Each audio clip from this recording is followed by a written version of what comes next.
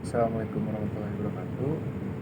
Nama saya Yuki Azfar Maulana Yusuf dengan NIM 22111911068. Pada kesempatan kali ini dalam matkul elektronik analog, saya akan membahas tentang semikonduktor dan dioda teologi 54. Langsung saja.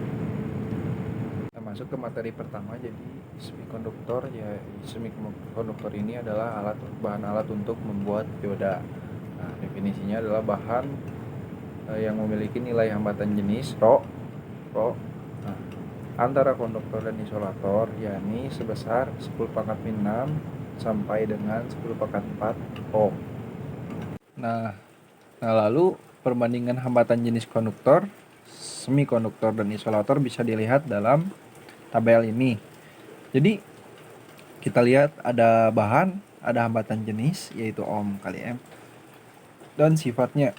Tembaga bersifat konduktor dengan hambatan jenis 1,7 kali 10⁻⁸, silikon PD300 PJK, lalu gelas yang masing-masing hambatan jenisnya berbeda.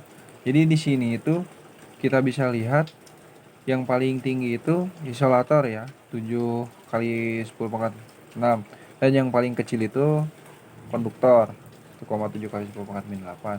Nah, kita lihat semikonduktor itu berada di tengah-tengah antara isolator dan konduktor seperti yang tadi kita bahas, yang definisi, yang bahan yang memiliki nilai hambatan jenis atau Rho antara konduktor dan isolator yakni sebesar 10⁻⁶ sampai dengan 10⁻⁴ ohm. Nah, itu berada di antara konduktor dan isolator, itu semikonduktor. Nah, di sini kita masuk ke contoh. Salah satu contohnya, jadi di sini ada soal 3 buah bahan yakni tembaga, silikon dan gelas, masing-masing memiliki panjang 1 meter dan diameter 1 mm. Jika pada kedua ujung bahan tersebut terpasang tegangan 10 volt, tentukan besarnya arus yang lewat masing-masing bahan tersebut. Jadi kita cari. Nah, untuk mencarinya kita harus menghitung dulu dengan menggunakan rumus berikut. Ada hitung R dulu dengan rumus. Cara menghitung R ini kan, R itu rumusnya seperti ini. R sama dengan Rho dikali L per A. Jadi si resistansi ini Rho dikali L per luas penampangnya. Langsung cara mencari A nya itu sama dengan VR kuadrat ya. Nah, untuk si R nya itu kan jari-jarinya itu sama dengan D per 2 atau diameter per 2. Nah, si diameter sendiri sudah diketahui ya di soal. Nah, ketika kita sudah mendapatkan R, kita bisa mencari A-nya, luas penampangnya. Nah, setelah kita bisa mencari A, kita bisa mencari resistansinya. Nah, resistansi ini jadi bisa bukan hanya satu rumus saja. Jadi maksudnya bukan hanya satu gitu. Jadi bisa untuk mencari tembaga, silikon dan gelas untuk si R ini tuh. R sama dengan Rho dikali L per A. Nah, ketika sudah mengetahuinya, selanjutnya kita harus menghitung I untuk masing-masing bahan dengan rumus I sama dengan V per R kayak gitu. Nah, di sini maka diketahui I-nya sama dengan 0,46 dikali 10⁻³ ampere. Untuk tembaga ini pasti adalah konduktor karena di sini yang paling besar ya tembaga. Lalu di yang kedua ini silikon itu semikonduktor dan gelas ini adalah isolatornya ya. Dengan perhatikan, jadi arus yang mengalir pada bahan-bahan tersebut dari yang terbesar adalah konduktor, tembaga, semikonduktor silikon, dan isolatornya gelas. Seperti yang tadi saya katakan. Dengan sumbernya jadi 10 volt. Maka seperti itu. Nah, lalu masuk ke bahan-bahan semikonduktor. Nah, bahan-bahan semikonduktor ini ada 3. Yang pertama ada trivalen 3. Nah, trivalen ini adalah logam-logam yang memiliki atom-atom dengan jumlah elektron luar sebanyak 3 buah. Contohnya seperti boron, gallium, dan indium. Nah, lalu kita masuk ke yang kedua yaitu tetravalen. Nah, tetravalen ini adalah tetra ya, 4. Jadi logam-logam yang memiliki atom-atom dengan jumlah elektron luar sebanyak 4 buah. Jadi contohnya adalah silikon dan germanium. Kan kalau tadi ada 3 ya, karena trivalen. Ini tetravalen. Ya, jadi tetravalen adalah logam-logam yang memiliki atom-atom dengan jumlah elektron luar sebanyak 4 buah, contohnya germanium dan silikon. Nah, lalu ada yang bahan ketiga yaitu pentavalen. Penta itu 5, mono di tri, tetra, penta, tri 3, penta 4, 5, tri 3, tetra 4, penta 5. Nah, jadi yang 5 buah ya. Jadi logam-logam, jadi pentavalen ini adalah logam-logam yang memiliki atom-atom dengan jumlah elektron luar sebanyak 5 buah penta. Nah, contoh-contoh bahannya adalah fosfor, arsenikum, dan antimon. Fosfor, arsenikum, dan antimon. Ada itu. Di kalau yang trivalen ada yang pentavalen dan ada yang tetravalen, pentavalen. Nah, itu seperti di tabel periodik di kimia. Nah, di sini seperti yang saya katakan ada tabel periodiknya ya untuk semikonduktor. Nah, ada 3A, 3A lihat elektron terluarnya ada 3, yang titik-titik itu ada 3 di luar kan. Itu elektron terluarnya ada 3. Untuk golongan 4A sendiri ada 4 dan golongan kelima ada 5 juga.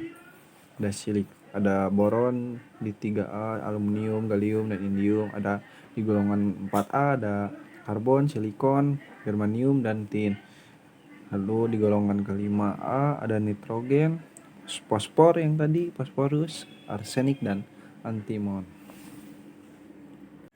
Nah, untuk bahan-bahan semikonduktor ini yang paling sering digunakan adalah silikon dan germanium, Si dan Ge.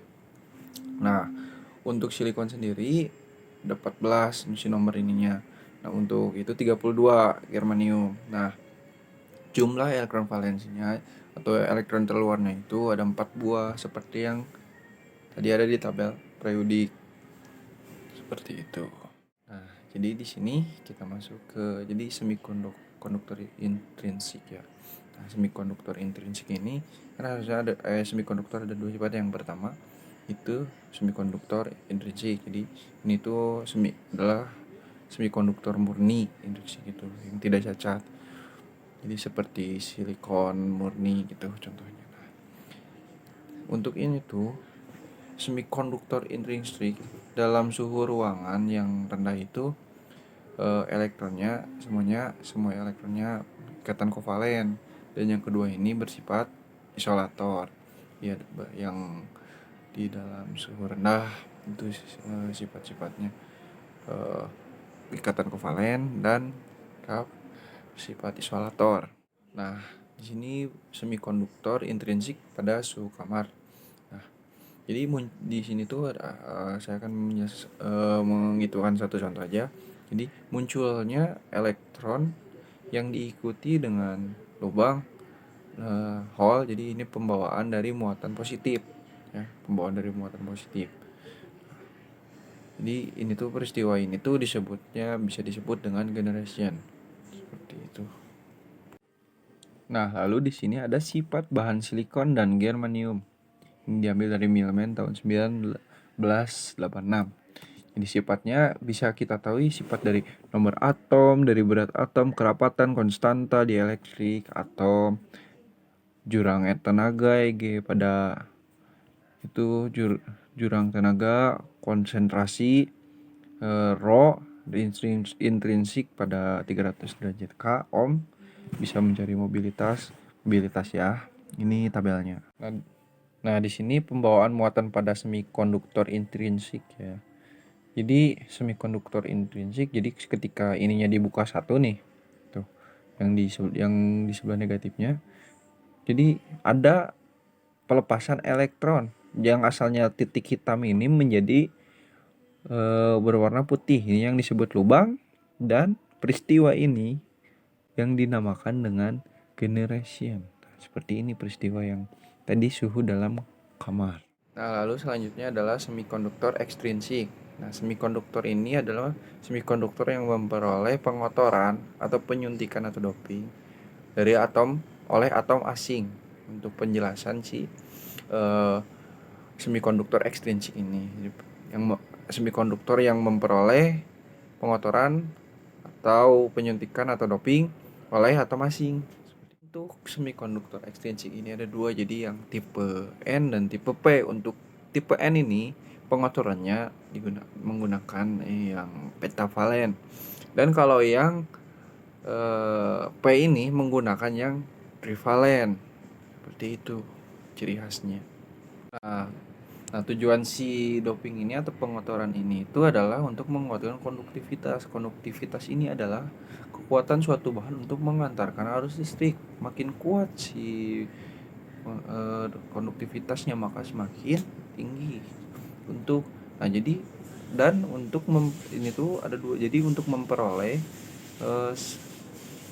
semikonduktor yang satu muatan saja gitu. Jadi perbandingan pengotoran atau perbandingan doping ini, jadi atom dopan banding atom murni itu 1:10⁻⁶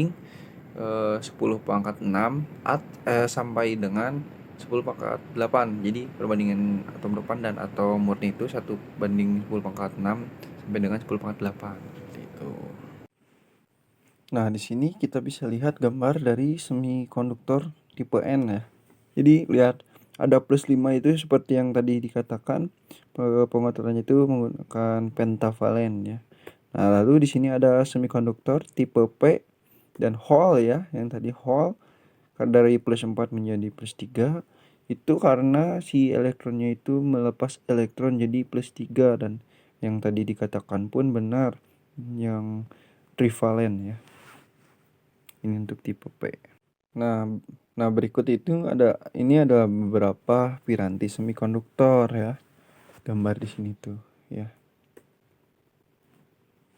Nah, langsung kita masuk ke dioda PN ya. Jadi si dioda ini sendiri adalah komponen dasar yang menggunakan bahan dari semikonduktor yang tadi kita sudah jelaskan.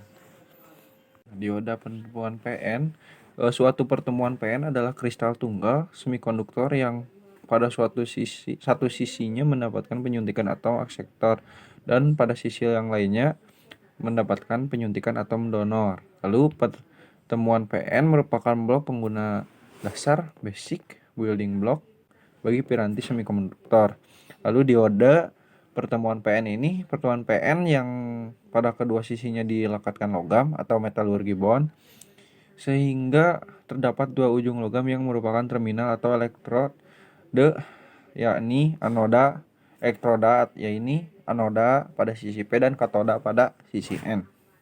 Nah, ini contoh gambar yang pertemuan PN. Jadi si kristal tunggal semikonduktor ini kan sebelum di doping apa-apa ya seperti itu. Ketika didoping, kristal tunggal semikonduktor ini didoping oleh atom akseptor, maka akan menjadi tipe P. Dan ketika kristal tunggal semikonduktor ini didoping oleh atom donor, maka akan menjadi tipe N seperti itu. Nah, untuk pertemuan PN terbuka ini, misalnya kita di sini kan ada dua ini, dan di tengah-tengah ada pengosongan. Jadi si yang kiri ini adalah ion asepton dan didominasi oleh lubang hole dan ion negatif kalau asepton itu.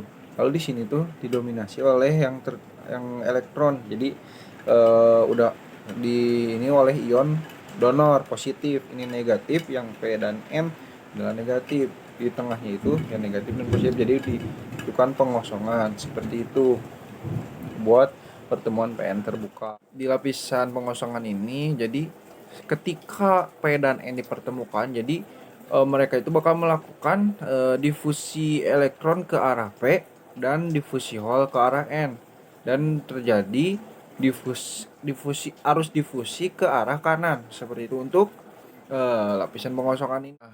Untuk tegangan penghalang, jadi lenyapnya elektron meninggalkan ion donor yaitu positif, dan lenyapnya hole meninggalkan ion aseptor atau negatif. Kalau yang elektron meninggalkan yang positif, kalau yang hole itu meninggalkan yang negatif. Nah, lalu di sini ada gambar pertemuan PN dengan persikapan maju atau forward bias. Nah, di sini gambarnya ya. Nah, di sini gambarnya itu jadi kita bahas dulu ada positif dan negatif. Nah, itu arus biasa dari positif ke negatif. Di sini kita lihat ada anoda dan katoda. Di anoda ada jenis P dan di katoda ada jenis N. Untuk ininya seperti biasa, jenis P-nya negatif dan N positif. Ada di tengah-tengah ada lapisan pengosongan. Nah, adanya Vout menyebabkan arus difusi lebih besar dari arus brief. Nah, lalu jika jika potensial penghalang sebelumnya diberi VD adalah Vout, maka potensial penghalang turun menjadi Vout min VD. Daerah pengosongan menjadi sempit. Pembawa mayoritas punya negeri yang cukup untuk melewati potensial penghalang. Hole dari sisi P, pembawa mayoritas dapat melewati daerah pengosongan menjadi minoritas di sisi N. Hole yang dari sisi P itu. Kalau dari elektron dari sisi N, pembawa mayoritas biasanya yang itu dapat melewati daerah pengosongan menjadi pembawa minoritas di sisi P. Lalu yang terakhir ada jumlah arus dari elektron dan hole merupakan arus total yang lewat dioda. Lalu ada hole pada sisi P. Buat yang ini untuk PN mundur ya, seperti bias. Hole pada sisi P bergerak ke kiri, elektron pada sisi N bergerak ke kanan dan daerah pengosongan melebar. Potensial penghalang menjadi Vout plus VD. Tidak ada arus lewat bidang pertemuan. Lalu karena ada daerah pengosongan pada dasarnya merupakan semikonduktor intrinsik. Agitansi thermal dapat menyebabkan terjadinya generation sehingga muncul pasangan elektron dan hole pada daerah ini. Lalu yang terakhir, pengaruh medan listrik yang terpasang terhadap adanya elektron dan hole di daerah pengosongan menyebabkan terjadinya arus yang arahnya dari katoda dan anoda dan disebut arus balik saturasi yang sebesarnya yang sudah ada 10⁻⁻8 sampai dengan 10⁻⁻14 ampere. Nah, di sini ada gambar grafik arus dioda di sini tuh. Lihat gambarnya, yang kita lihat yang forward biasnya itu dari 0 terus sampai stabil di 0,7 volt. Lalu yang reverse biasnya kita lihat dari 0 turun ke 100 volt kan. Nah, itu tuh kalau misalnya terlalu tinggi maka bisa saja keluar dari anoda gitu. Karena ini terlalu tinggi gitu. Jadi ini yang dinamakan breakdown seperti itu. Lalu di sini kita ada gambar ya jenis-jenis dioda nih, gambar-gambarnya seperti ini. Nah, jenis dioda yang dan penggunanya itu dioda silikon untuk arah arus pengamanan tegangan kejut yang 1N4001, terus 1N4007 dan 1N5404. Lalu dioda Zener untuk mengatur tegangan Zener yang 6,2 volt, Zener 3,2 volt.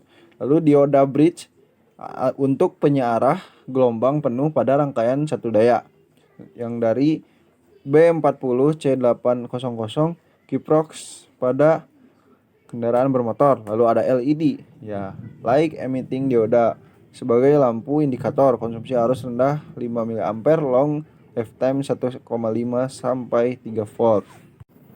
Nah, langsung di sini juga ada rangkaian dioda. Nah, ada di hukum rangkaian dioda ini ada di hukum tegangan Kirchhoff dengan rumus V sama dengan VI min IRL. Itu rumusnya. V sama dengan VI dikurang IRL. Nah, lalu ada model dioda yang pertama itu ada pendekatan pertama itu dioda ideal. Lalu yang kedua ada pendekatan kedua dan yang ketiga ada pendekatan ketiga. Tiga model dioda. Nah, di sini ada contoh soal ya. Jadi perhatikan rangkaian dioda di samping ini, gambar rangkaian pengganti atau rangkaian ekuivalen dan hitung besaran tegangan dan arus dioda menggunakan pendekatan 1, pendekatan 2, pendekatan 3. Nah, untuk pendekatan 1 kita mencari rumus itu menggunakan hukum Ohm biasa, tapi semuanya juga menggunakan hukum Ohm ya. I sama dengan V per R. Jadi ID ini sama dengan V in per RL. Jadi kita masukkan langsung 10 volt dibagi 100 ohm jadi 0,1 ampere untuk yang pertama. Untuk yang kedua, kita menggunakan rumus yang V in ID arus mencari arus sama dengan V in sama dengan V gamma, jadi di per RL ya. V in ini yang tadi input dan V gamma ini yang potensial. Nah, kita masukkan V in-nya 10V min V gammanya V potensialnya atau tegangan potensial 0,6 volt per 100 ohm sama dengan 0,094 ampere.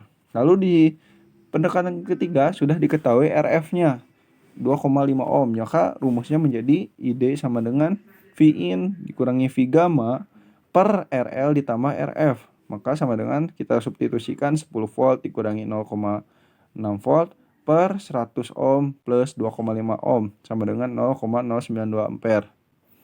Nah, maka si VD-nya ini maka kita dapatkan rumus VD sama dengan V in min ID dikali RL.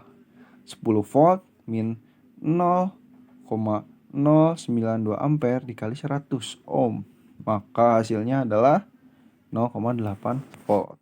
Ya, mungkin cukup sekian pada video pada kesempatan kali ini. Mohon maaf bila banyak kesalahan dan salah-salah kata. Semoga videonya bermanfaat. Terima kasih. Assalamualaikum warahmatullahi wabarakatuh.